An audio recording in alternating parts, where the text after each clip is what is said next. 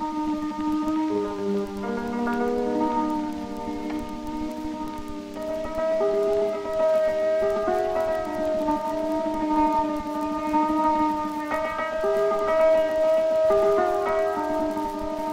father was from the village of Borytsy in the western Ukraine, and his part of the country ended up on the losing side of the First World War. There was a lot of unrest after the war, and he told me once he wanted to escape being conscripted into the Romanian army, but I think he wanted land of his own. To honor my father, I told the story of his adventures as an emigrant to Canada in a series of paintings.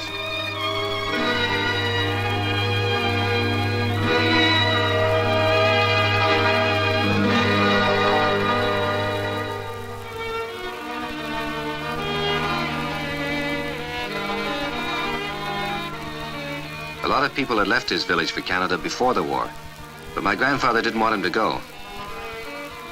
Father finally got his way, though, and had his passage arranged with a sponsor here, a Mr. Hotelyak.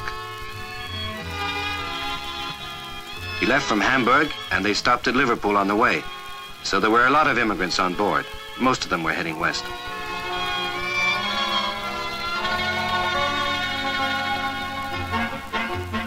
He got off the train at Mundare in Alberta and got a lift part of the way. But he had to walk the last 8 miles in the snow. And when he got to the house, most of the family were away hauling grain. So Mrs. Hotelyak gave him something to eat and sent him to bed.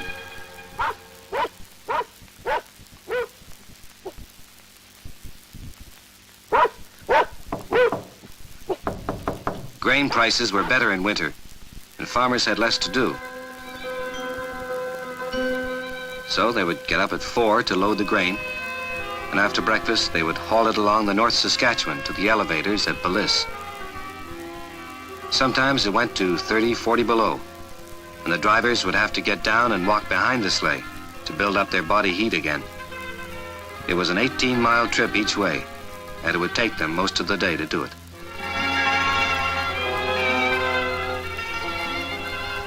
I think he worked 2 years to pay off his passage. I know he stayed longer than he had to. He didn't know where else to go. And although he doesn't say so, I think my mother had something to do with it. They were married in a little Orthodox church in Shandro. My grandfather was one of the most prosperous farmers in the district, so they had to have a big celebration. I did a painting a few years ago of a similar party at the home of some friends in Manitoba, the Tomics.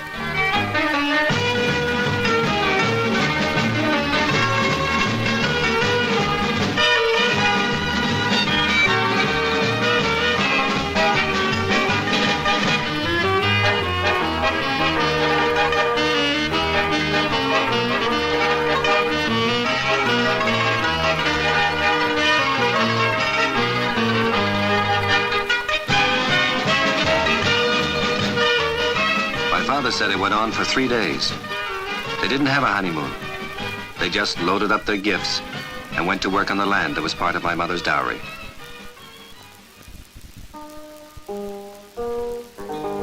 I was born 2 years later, and I remember when I was small, Father was in bed all one summer with a stomach ailment.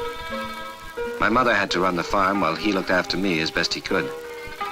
The hired man got the profits that year.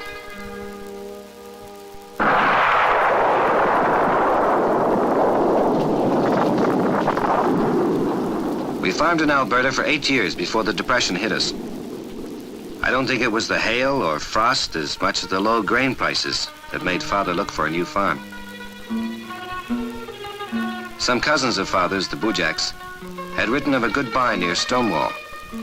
So in 1934, he sold what was left of a crop hit by frost and went to Manitoba to see.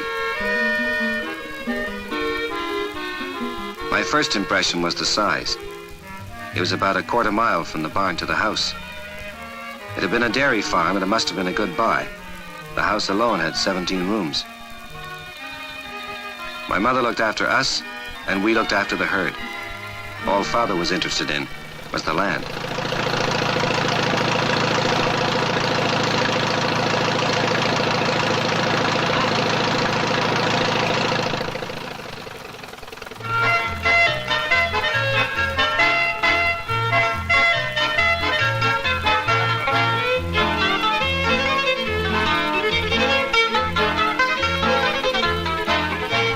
Father was the first to see the grasshoppers. We were at school.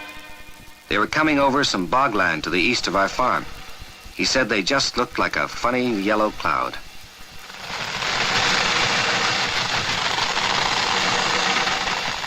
There were millions of them, 3 and 4 to a head. I remember my brother John and I running up and down the pasture, scooping them up in midair to feed to the chickens. The landlord, Mr. Kern, told Father not to worry about the mortgage, just save what he could as feed for the herd.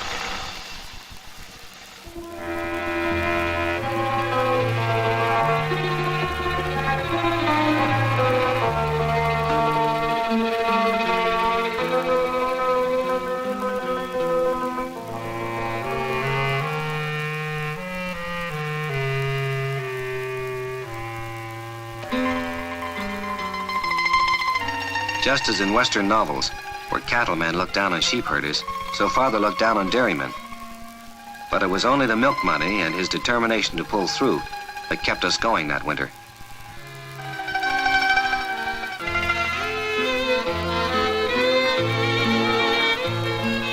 The kitchen was always the focal spot in the house, especially in winter. It was the only room that kept us warm. We spent that winter eating drought potatoes dipped in grease from an old cow we had slaughtered. The animals ate better than we did.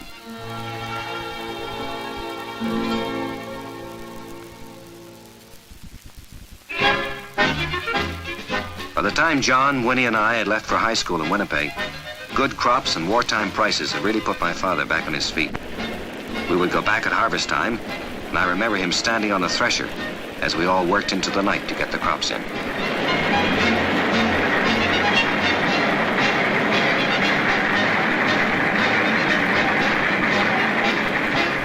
He bought a house for us in Winnipeg, so we would all be together and save on the rent money.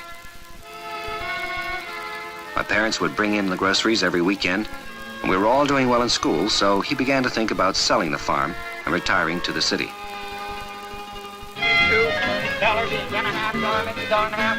The machinery auctioneer came out early to offer Father $5,000 on the spot for everything, and he accepted. But when he tried to lower it to $4,500, Father said no. So I had to keep track of the bids. Who says $1 for the sale? Anybody $1? And when it was over, we had netted $8,700. And the auctioneer was so mad he could have spit. Father was depressed for a long time after the sale. And finally, he decided to try and sort of half-retire on a smaller farm.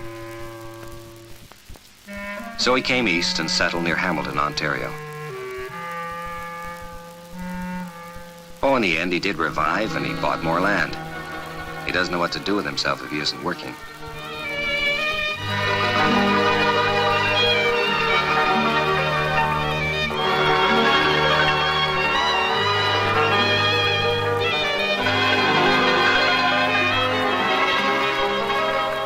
Well, we all go out to the farm to visit and help out. But you know, in the old country, a farmer died happy if one of his sons took over the land. But this is a new country, and traditions change. And although my father wanted his children to become professional people, I think it bothers him a little bit that none of us turned out to be farmers.